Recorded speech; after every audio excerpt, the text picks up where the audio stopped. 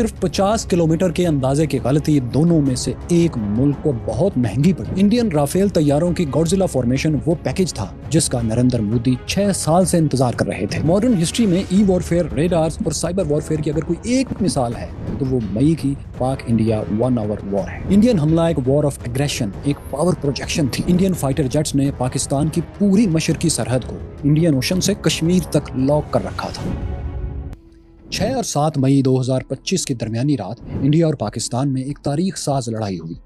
ऐसी लड़ाई जिसने 2 एटॉमिक पावर्स में रवायती जंग का करैक्टर हमेशा के लिए बदल दिया। इस जंग की कम से कम 3 करैक्टरिस्टिक्स, 3 खसूसियात बिल्कुल नई थी।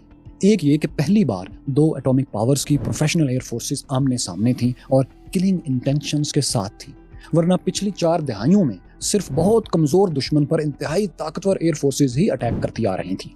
जैसा कि शाम, यमन और गजा पर सीरियन, रशियन और अमेरिकन जेट्स बमबारी कर दिया करते थे और ये ममालिक इतने कमजोर थे कि डिफेंस तक नहीं कर पाते थे। प्रोफेशनल आर्मीज की आखिरी रियल बैटल 1982 में ब्रिटिश और अर्जेंटाइनियन एयर फोर्सेस के दरमियान हुई थी, जिसे फॉकलैंड वॉर कहते हैं। इसके बाद फिर 80s में ही ईरान और इराक जंग में तैयारों की कुछ झड़पें हुई थी, लेकिन ये दोनों ओल्ड स्टाइल डॉग फाइट्स थी और इनमें भी कभी 40 तैयारों से ज्यादा फाइटर जेट्स आमने सामने नहीं आए थे।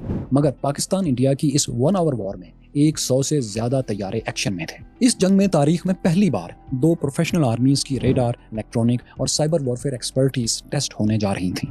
इस लड़ाई का एक और जदीद पहलू ये था कि ये लड़ाई रवायती डॉग फाइट के जरिए नहीं बल्कि बियॉन्ड विजुअल रेंज मिसाइलों से लड़ी जाना थी, क्योंकि रवायती डॉग फाइट्स में फाइटर पायलट्स एक दूसरे के आमने सामने होते हैं, उन्हें लॉक करते हैं और फिर गन्स या मिसाइलों से उसको हिट करते हैं। मगर इस बैटल में तैयारों ने आमने सामने आए बगैर सैकड़ों किलोमीटर दूर से इलेक्ट्रॉनिक वॉरफेयर के पेचीदा सिस्टम से ही beyond visual range fighter jets को लॉक एंड हिट करना था। इंडिया ने इस ऑपरेशन को ऑपरेशन सिंदूर का नाम दिया था। उनके मुताबिक इस ऑपरेशन का मकसद 22 अप्रैल के पहलगाम टेररिस्ट अटैक का जवाब पाकिस्तान में उन सो कॉल्ड बेसिस को निशाना बनाकर देना था जहां से उनके मुताबिक पहलगाम अटैक प्लान किया गया था।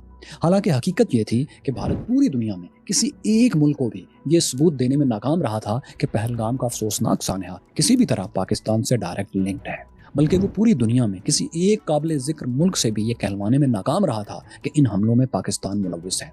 ऐसा लगता है कि पहलगाम दरअसल एक फॉल्स फ्लैग ऑपरेशन था जिसके बारे में तमाम बड़े ममालिक की इंटेलिजेंस एजेंसीज ने अपनी हुकूमतों को ब्रीफ कर दिया था, या फिर ये कि वो इस हमले में पाकिस्तानी लिंक के बारे में कन्विंस ही नहीं थे। सो आगाज ही से ये एक जस्ट वॉर, एक जस्टिफाइड जंग नहीं थी और ना ही एक डिफेंसिव वॉर थी, ना एक रिटेलिएटरी ऑपरेशन था, क्योंकि पाकिस्तान ने इंडिया पर कोई हमला नहीं किया था। सो फिलोसफिकली और मिलिट्री लैंग्वेज में ये खालिस्तान एक वॉर ऑफ एग्रेशन थी, पावर प्रोजेक्शन थी, वॉर ऑफ नेसेसिटी